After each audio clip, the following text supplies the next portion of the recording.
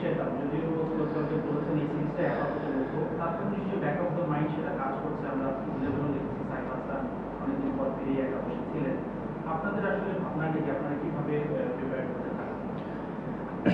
না আসলে প্রত্যেকটা ইন্টারন্যাশনাল ম্যাচে কিন্তু একটা প্রেশার থাকেই, অপোজিশন যাই হোক। আমরা কিন্তু লাস্ট ওয়ার্ল্ড কাপে ওদের সাথেই হারছিলাম, 23-এর ওয়ার্ল্ড কাপে। হ্যাঁ, তো মানে কোনো টিমই টি-20-তে আপনি মানে একটা ওভারে মোমেন্টাম চেঞ্জ হয়ে যে কোনো কিছু হতে পারে।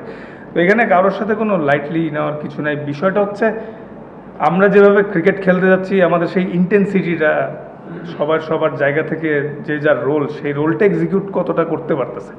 এখন সবার রোল তো ডিফারেন্ট। এটা আসলে টিম মিটিংয়ে বা অ্যানালাইসিস করার সময় যখন আমরা সবাই কথা বলি, ওইখানে আমরা সবাই সবার ক্ষেত্রে অনেস্ট যে কে কতটুকু ইমপ্রুভ করতেছি, কার কই কাজ করা দরকার আরও বেশি। এভাবে করে সবাই কিন্তু আগায় যাচ্ছে, অনেক মেহনত করতেছে সবাই অফ দ্য ফিল্ডে। অনেস্টলি আশা করছি এই জিনিসগুলো ওভারকাম করে এই সিরিজ শেষ হয়ে সামনের সিরিজ যেটাই আসবে, সামনে অনেক খেলা। তো এশিয়া কাপের পরে আফগানিস্তান, ওয়েস্ট ইন্ডিজ, ওগুলা মানে যদি এই ধারাবাহিকতা থাকে অনেক ভালো কিছু হতে যাচ্ছে। না অনেস্টলি নর্মালি যখন আমরা বিপিএল খেলি শীতের সময় একটু ডিউ থাকে, ভালোই ডিউ থাকে, বাট গরমকালেও যে এত ডিউ থাকবে এটা এক্সপেক্ট করিনি। কিন্তু বাট এটা তো কন্ট্রোলে নাই, ওয়েদার তো কন্ট্রোলে নেই, তো এটাতে অ্যাডজাস্ট করতে হবে। ওদের সঙ্গে 2022 এবং 2024 সালের ওয়ার্ল্ড কাপে উভয় এবং আপনারা জিতেছেন এবং কম্পিটিশন গেম খেলে কিন্তু আপনাদের প্রতিদ্বন্দ্বিতাপূর্ণ গেম খেলে জিততে হয়েছে। কিন্তু এখানে সেই রকম প্রতিদ্বন্দ্বিতা ছিল না। তারা কি লেট আসার কারণে কন্ডিশনটা বুঝতে পারে নাই, প্রতিপক্ষ সম্পর্কে ভালো ধারণা পায় না, এই কারণে এটা বুঝতো না আপনারা যে উদ্দেশ্যে তাদেরকে এনেছে এই দলটা খেলার জন্য সেটা পূরণ করতে? না আসলে ওরা কীভাবে প্রিপারেশন নিছে এটা তো আমাদের কন্ট্রোলে নাই, বাট ওরা হয়তো 2 দিন আগে আসছে।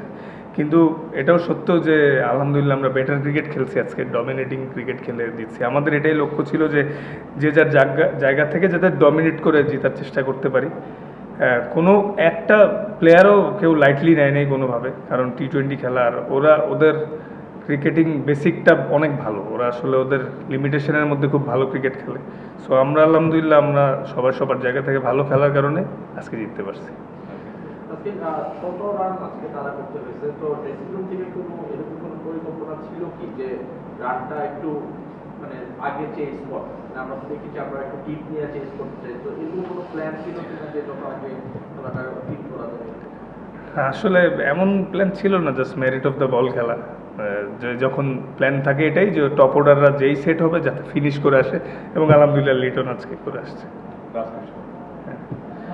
দেখলাম যে সবগুলো ডিপার্টমেন্ট আসলে ইমপ্রুভমেন্টে আছে, বিশেষ করে বোলিং ফিটনেস ভালো করলেন, ব্যাটিংও ভালো করা হচ্ছে। সবগুলো ডিপার্টমেন্ট ফিল্ডিংও দেখছি বেশ কিছু দুর্দান্ত কেয়ার দেখলাম। তো সব মিলিয়ে এই যে ইমপ্রুভাইজেশন হচ্ছে, এটার মূল আসলে সোর্সটা কি, বা এটা আসলে ইন্সপিরেশনের জায়গাটা কোনটা যে আমাদের ডে বাই ডে ইমপ্রুভ করছে? একটা বিষয় হচ্ছে এই সিরিজটা কি আমরা আবার সবাইকে দেখতে পাবো? না আসলে প্রত্যেকটা ম্যাচ প্রত্যেকটা সিরিজে জিতার লক্ষ্যেই খেলতেন আমি।